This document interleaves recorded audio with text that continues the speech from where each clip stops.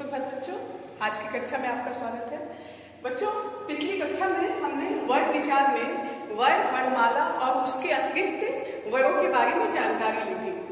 बच्चों, आज हम स्वर और व्यंजन वर्णों के भेद के बारे में जानेंगे। बच्चों, सबसे पहले हम जानते हैं स्वर क्या है। स्वर वो वर्ण होते हैं बच्चों जिनका उच्चारण बिना किसी अवरोध के किया जाता है, जिनके उच्चारण में किसी प्रकार की कोई कठिनता नहीं आती, ये अनायास हमारे मुंह से निकल जाता है। बच्चा जब छोटा रहता है तो सबसे पहले स्वर वर्णों का ही उच्चारण करता है। लोग कहते हैं कि बच्चा पहले माँ बोलता है व्यंजन वर्ण, लेकिन माँ नहीं बोलता, वो पहले स्वर वर्ण ही बोलता है, आ ई ऐसे बोलता है। बच्चों, स्वर वर्णों का वर्गीकरण दो आधारों पे किया गया है। पहला, उच्चारण समय के आधार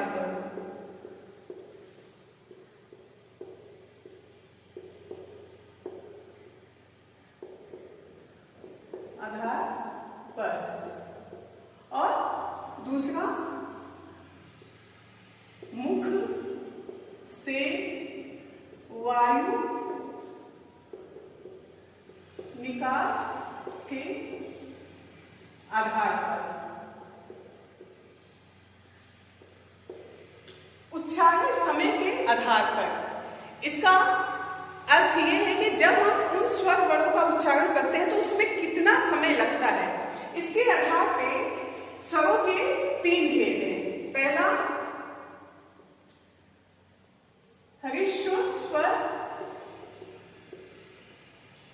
दूसरा दीर्घ स्वर और तीसरा प्लुत स्वर।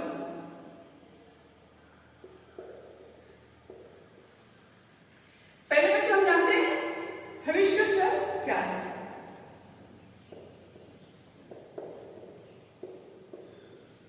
बच्चों, इसके उच्चारण में बहुत कम समय लगता है। ये चार होते हैं, अ, इ, उ और री। ये चार स्वर होते हैं जिसके उच्चारण में बहुत कम समय लगता है। बच्चों, ये री जो है इसका उच्चारण री की भांति होती है।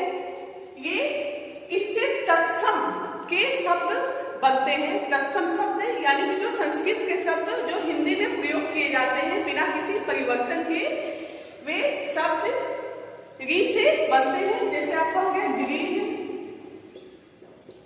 कृपाण आदि शब्द संस्कृत के हैं जो हिंदी में प्रयोग किए जाते हैं, उसमें री की मात्रा लगती है।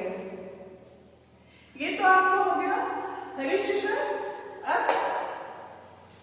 दूसरा आता है दीर्घ स्वर।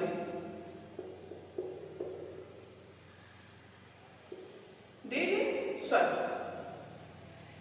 बच्चों, दीर्घ स्वर के उच्चारण में हर्षस्व स्वर के दुगना समय लगता है। दुगना समय लगता है। ये स्वर है आपके आ, ई, उ,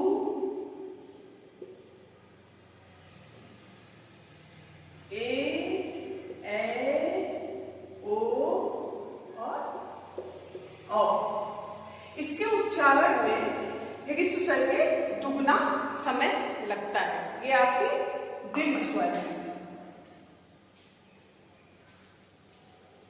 अब आते हैं प्लुत स्वर।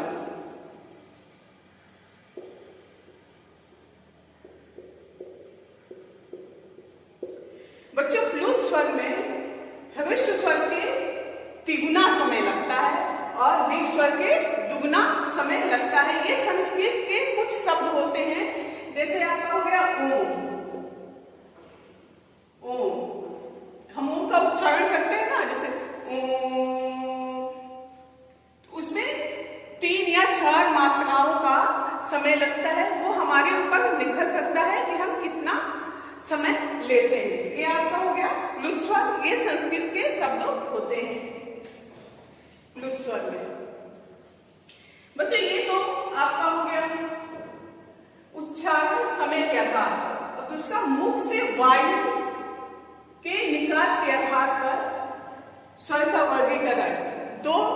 प्रकार से किया गया है। दो प्रकार होते हैं स्वर के। पहला होगा निजनुनासिक,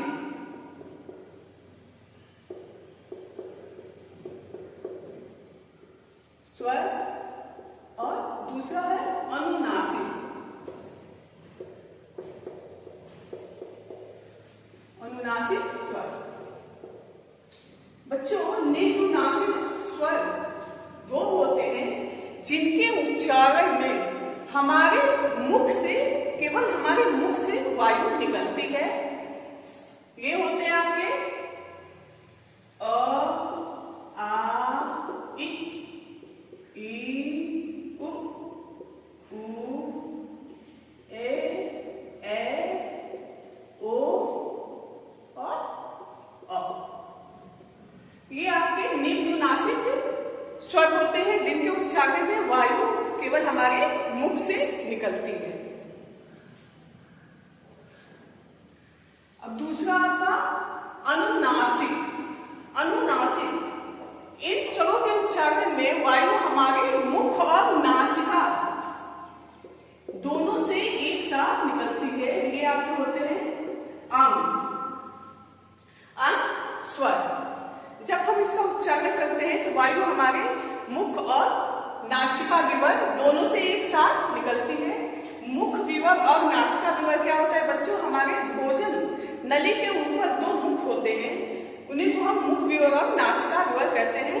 जब हम इनका उच्चारण करते हैं तो वायु हमारे, जैसे अंग का उच्चारण कर रहे हैं तो वायु हमारे मुख और नासिका दोनों से एक साथ निकल रही है। ये आपका अनुनासिक स्वर हो गया।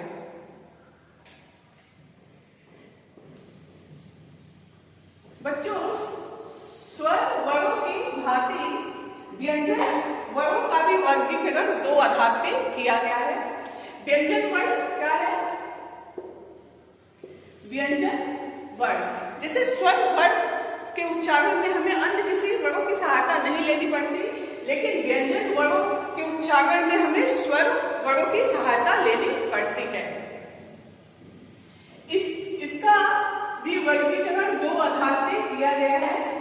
पहला, मुख से वायु निकास के आधार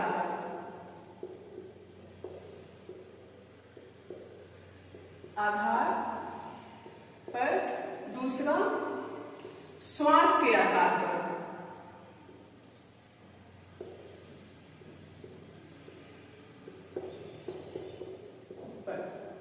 बच्चों, मुख से वायु निकास के आधार पर जब हम उन व्यंजन वर्णों का उच्चारण करते हैं तो वायु हमारे मुख में कहां से निकलती है, इसके आधार पर व्यंजनों के तीन भेद हैं।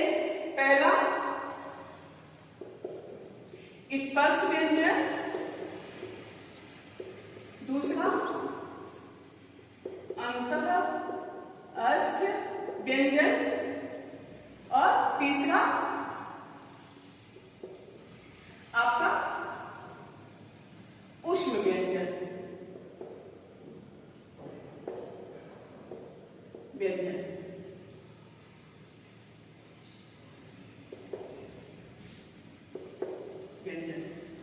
बच्चों, पहले हम स्पर्श व्यंजन जानते हैं। स्पर्श व्यंजन,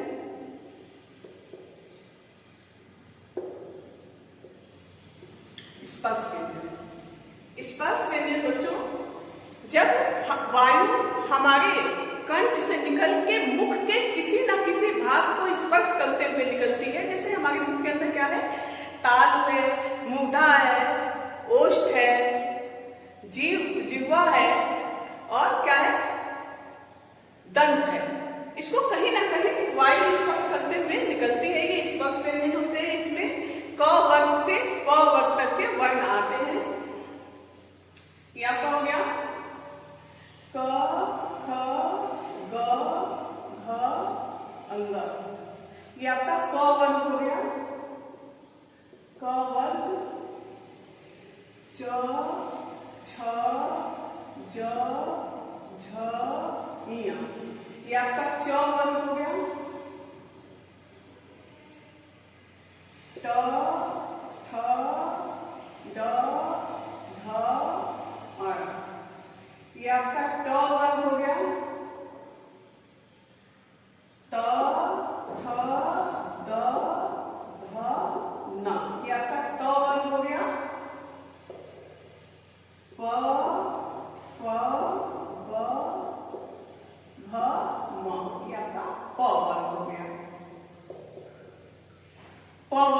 हो गया।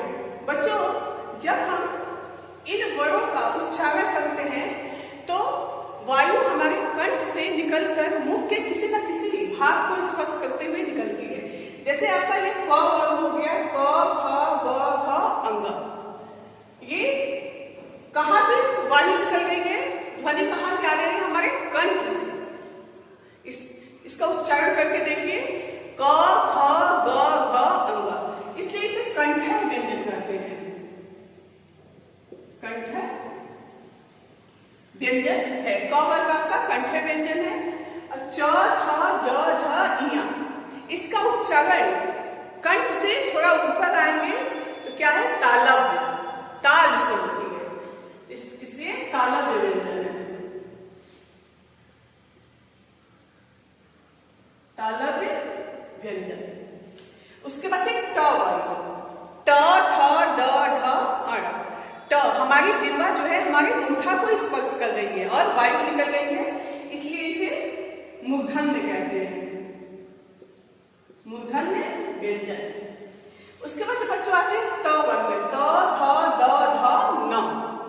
जब हम इसका उच्चारण करते हैं तो हमारी जिह्वा जो है हमारे दांत को स्पर्श करती है, त थ द ध न, इसलिए इसे दंत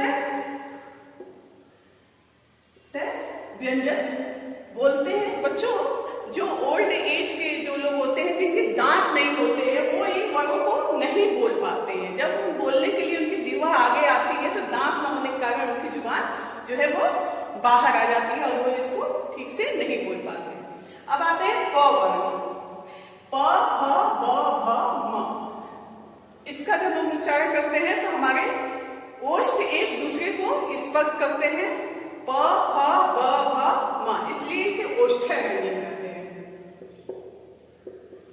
ओष्ठ व्यंजन। बच्चों, ये तो आपके हो गए स्पर्श व्यंजन। स्पर्श व्यंजन में क वर्ग हो गया कंठ व्यंजन, और च वर्ग हो गया तालव्य, ट वर्ग हो गया मूर्धन्य, त वर्ग हो गया दंत्य, और प वर्ग हो गया ओष्ठ व्यंजन।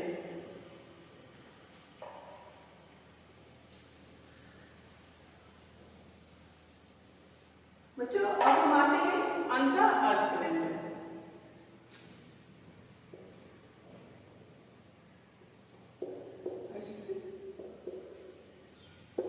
व्यंजन। बच्चों, जब हम अंत अस्त व्यंजन जो है, जैसा नाम है, इसका उच्चारण अंदर की तरफ होता है। वायु हमारे मुख से कहीं रगड़ खाके या स्पर्श करके नहीं निकलती, इसका उच्चारण अंदर की तरफ होता है। ये आपके वर्ड है य, र, ल और व। ये आपके 4 वर्ण है अंत अस्त व्यंजन। जैसा कि नाम है वैसा ही उसका उच्चारण अंदर की तरफ होता है और वायु हमारे मुख से कहीं स्पर्श या रगड़ खाकर नहीं निकलती। बच्चों, अब आते हैं ऊष्म व्यंजन।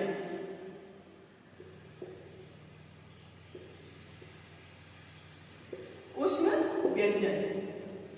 बच्चों, ऊष्म व्यंजन में वर्ड होते हैं आपके ये श, स और ह। बच्चों, जब इन व्यंजन वर्णों का हम उच्चारण करते हैं तो वायु हमारे कंठ से निकल के मुख के किसी न किसी भाग में रगड़ खा के बाहर निकलती है। हमारे मुख से गर्म वायु निकलती है। जैसे होता है, जैसे बोल के देखिए, इसका उच्चारण करके देखिए, श, स, स और ह। ये आपके 4 हैं। मुख से, कंठ से वायु निकलती है, मुख के किसी न किसी भाग में रगड़ खा के ये बाहर निकलती है, हमारे मुख से गर्म वायु निकलती है। ये आप क्या होंगे? ऊष्म व्यंजन। बच्चों, ये तो आपके हो गए मुख से वायु निकास के आधार पे। अब आपका श्वास के आधार पे, श्वास के आधार पे व्यंजन के 2 भेद होते हैं, अल्प प्राण व्यंजन, अल्प प्राण व्यंजन, और दूसरा महाप्राण व्यंजन।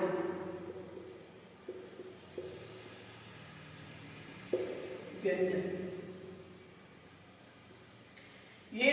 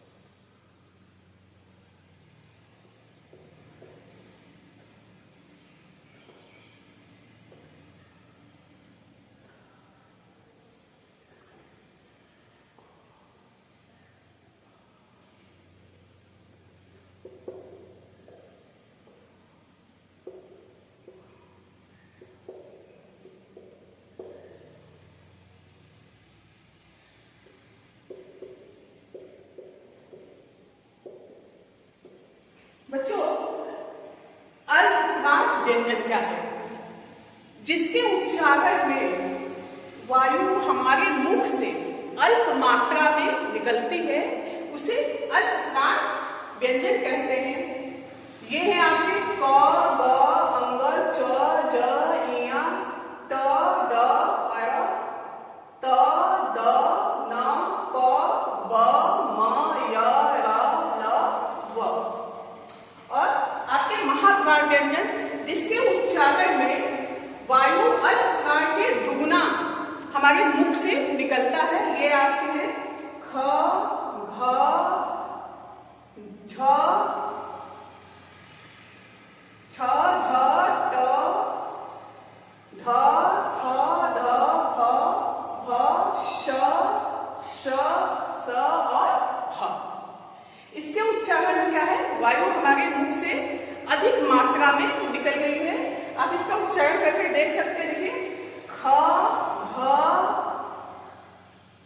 छ, झ, ठ, ढ, थ, ध, फ, भ, श, श, स और ह। इसमें अल्प मात्रा में हमारे मुंह से वायु निकलती है और महाप्राण में इसके दुगने मात्रा में वायु निकलती है। बच्चों, आज की क्लास में यही विराम करती हूँ। उम्मीद है आपको समझ में आई होगी। बच्चों, अगली कक्षा में हम मिलेंगे और व्यंजन उच्च के बारे में जानकारी लेंगे। बच्चों, अगर ये आपको वीडियो पसंद आए तो लाइक और कमेंट जरूर कीजिएगा। धन्यवाद बच्चों।